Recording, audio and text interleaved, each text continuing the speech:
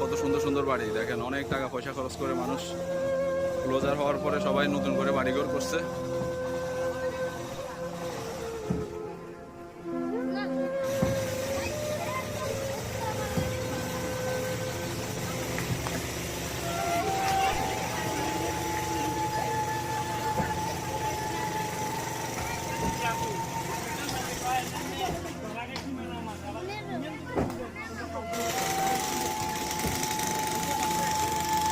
এই যে দেখেন নদীটা গর্জে ভাঙে নিয়ে যাবে ওই সময়টা পর্যন্ত পাচ্ছে না, কত দ্রুত ভাঙতেছে।